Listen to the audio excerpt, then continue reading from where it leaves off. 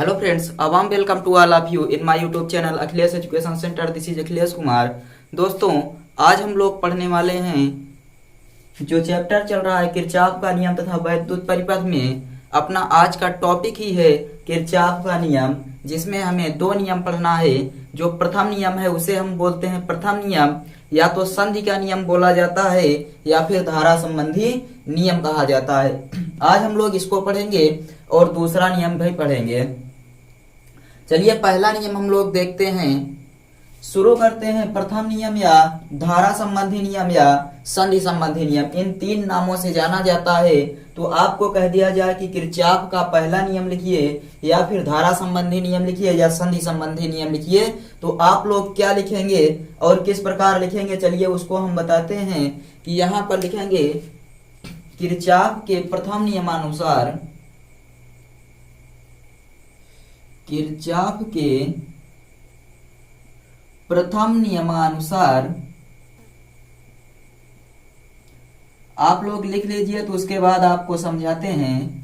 प्रथम नियमानुसार किसी भी संधि पर मिलने वाली सभी धाराओं का बीजगणितीय योग शून्य होता है। किसी भी संधि पर, किसी भी संधि पर मिलने वाली, किसी भी संधि पर मिलने वाली सभी धाराओं का बीजगणितीय योग, सभी धाराओं का बीजगणितीय योग शून्य होता है। बीजगणितीय योग शून्य होता है। किसी भी संधि पर मिलने वाली सभी धाराओं का बीजगणितीय योग शून्य होता है जो धाराएं संधि की ओर जाती हैं। जो धाराएं संधि की ओर जाती हैं उन्हें धनात्मक माना जाता है। जाती हैं उन्हें धनात्मक माना जाता है।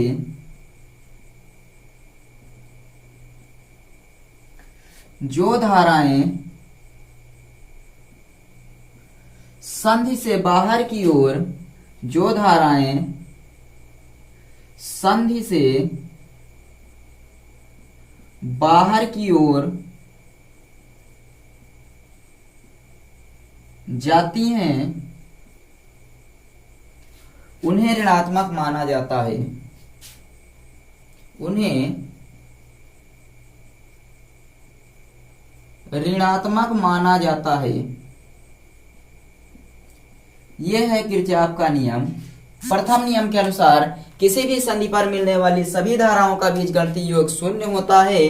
जो धाराएं संधि की ओर आती हैं उन्हें धनात्मक माना जाता है, और जो धाराएं संधि से बाहर की ओर जाती हैं उन्हें ऋणात्मक माना जाता है।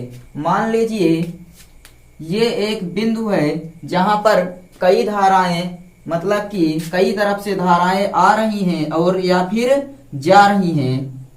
तो मान लीजिए यहाँ पर एक बिंदु जिसे हम लोग संधि कह सकते हैं, यहां से धारा I1 प्रवेश कर रही है, यहां से I2 प्रवेश कर रही है, यहां से जो I3 है वो बाहर की ओर निकल रही है, इसको बाहर की ओर कर दीजिए।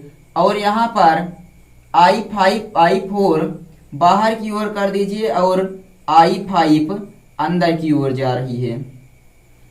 ये धाराएं हैं।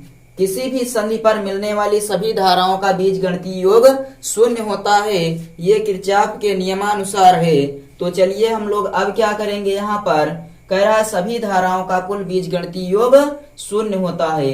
तो हम लोग क्या करेंगे, I1 प्लस I2, और ये देखिए I3 बाहर की ओर है इसलिए माइनस I3, I4 भी बाहर की ओर है इसलिए माइनस I4, I5 अंदर की ओर है इसलिए प्लस I5, और बीजगणितीय योग शून्य होता है तो ये हो जाएगा 0 के बराबर।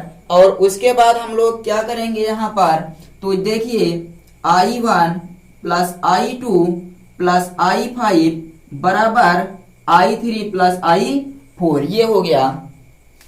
इतना समझ में आया? माइनस वाला एक तरफ कर दिए हैं और प्लस वाला एक तरफ हो गया है, ये हो गया। और आप लोग इसको क्या करेंगे, यही हो जाएगा किरचॉफ का पहला नियम।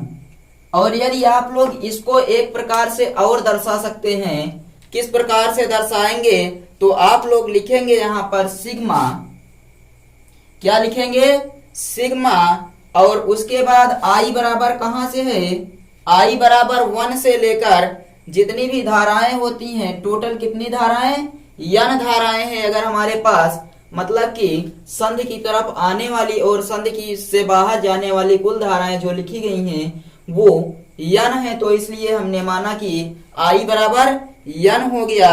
और उसके बाद फिर हम लोग कहां से कहां तक, ये IN है। IN का मतलब क्या है, I बराबर n, एक बार मतलब 1 2 3 4 इसी क्रम में n। और यहां हम लोग लिखेंगे IN, I मतलब धारा और n मतलब कितनी बार। और फिर उसके बाद क्या हो जाएगा, बराबर 0। सिग्मा का मतलब योग होता है।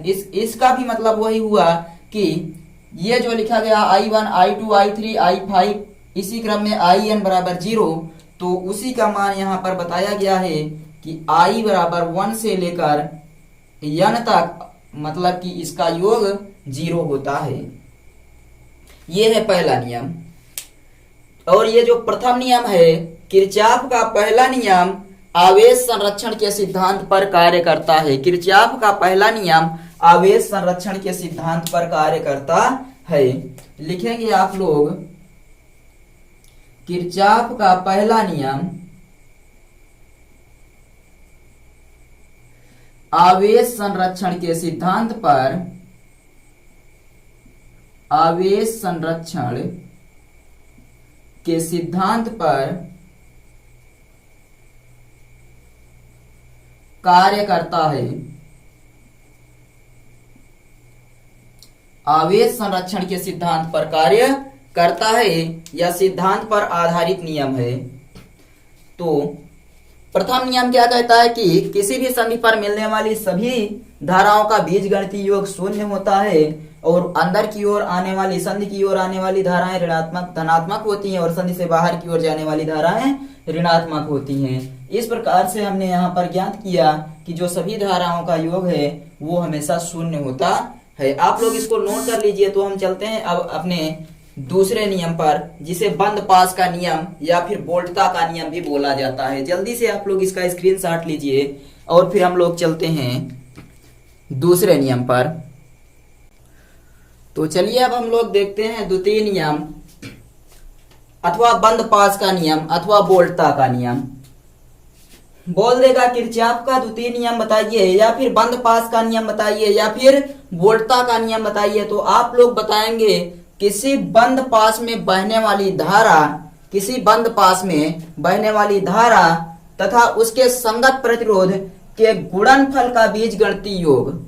बहने वाली धारा तथा उसके संगत प्रतिरोध के बीजगणितीय यानी गुणनफल का बीजगणितीय योग उस बंद पास में लगी सभी सेलों के वैद्युत वाहक बल के बीजगणितीय योग के बराबर होता है। चलिए मान लीजिए हम लोग यहाँ पर सबसे पहले बना देते हैं अपना एक सेल लगा है जिसका वैद्युत वाहक बल E है। यहाँ एक रेजिस्टेंस जोड़ा गया है। रेजिस्टेंस मतलब क्या होता है, प्रतिरोध। और इसमें जो धारा प्रवाहित हो रही है वो धारा है I। यहां से हम लोग करते हैं एक रेजिस्टेंस यहां लगा देते हैं और उसके बाद एक रेजिस्टेंस और यहां पर लगा देते हैं और पुनः एक रेजिस्टेंस यहां पर लगाकर 3 रेजिस्टेंस बनाते हैं और इसको यहां से मिला देते हैं। उसके बाद ये वाला यहां पर हम लोग नीचे भी 2 रेजिस्टेंस लगा देते हैं। कितने रेजिस्टेंस, 2 रेजिस्टेंस लगाने के बाद उसके बाद हम लोग इसको यहां पर मिला देंगे। अब देखिए आप लोग यहां से I धारा बहते हुए आएगी, यहां पर भी I, लेकिन जब इधर आएगी धारा तो ये हो जाएगी I1 और ये हो जाएगी I2। आप लोगों को समझ में आया या नहीं? धारा 2 भागों में बट जा रही है। तो यहाँ ये वाला प्रतिरोध जो है ये R1 है, ये R2 R3, R4, R5 और R6 इतना हो गया। और हमारे पास अब बंद पास कितने प्राप्त हो रहे हैं, तो हमें जो बंद पास प्राप्त हो रहा है, बंद पास जो हमें प्राप्त हो रहा है वो हो जाएगा अपना, वो क्या हो जाएगा, एक बंद पास ये वाला बनेगा पूरा, मतलब ये आप लोग I1 यहां से मान सकते हैं कि सिर्फ और सिर्फ एक ही धारा जा रही है और यहाँ दो भाग में बढ़ रही है, तो I1 और I2 हो जा रही है। उसके बाद यहाँ से I2 निकलती है और उसके बाद यहाँ से I2 और यहाँ से I होते हुए आती है, यहाँ पर पुनः I बन जाती है। चलिए अब हम लोग देखते हैं, एक बंद पास ये बन गया, बंद पास नंबर 1, और दूसरा बंद पास कहाँ मिल रहा है हमें, तो ये पूरा एक बंद पास है, ये भी एक बंद पास बना है और ये सेकंड नंबर का है। तो सबसे पहले चलिए हम बंद पास नंबर 1 में हल कर लेते हैं। I1 धारा सबसे पहले कहाँ पहुंच रही है, आप लोग बताइए। I1 धारा सबसे पहले कहाँ पहुंच रही है, R2 पर।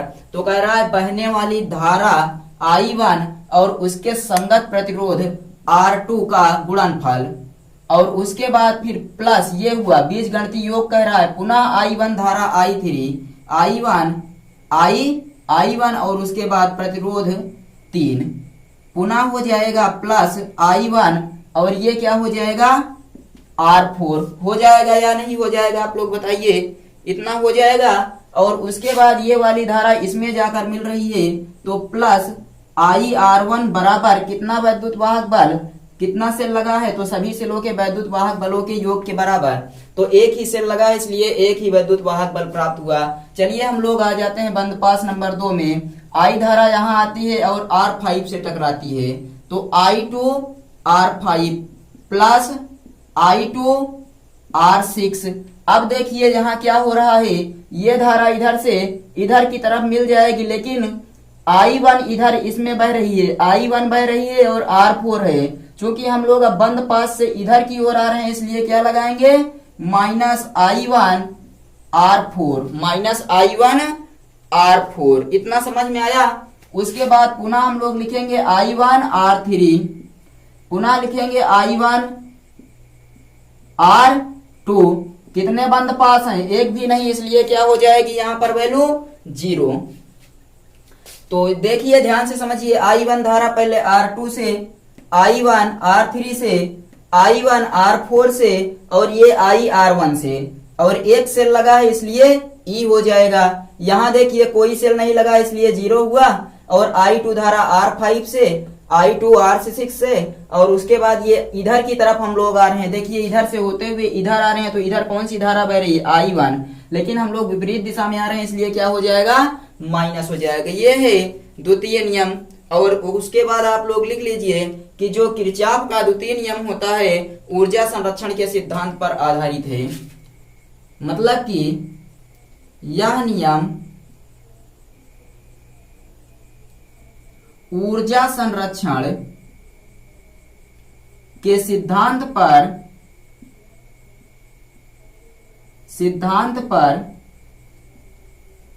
आधारित है। यह नियम ऊर्जा संरक्षण के सिद्धांत पर आधारित है। आप लोग इसको भी बना लीजिए और उसके बाद फिर हम लोग अपने इसको आप लोग जल्दी से नोट कर लीजिए, तो हम लोग आगे बढ़ते हैं।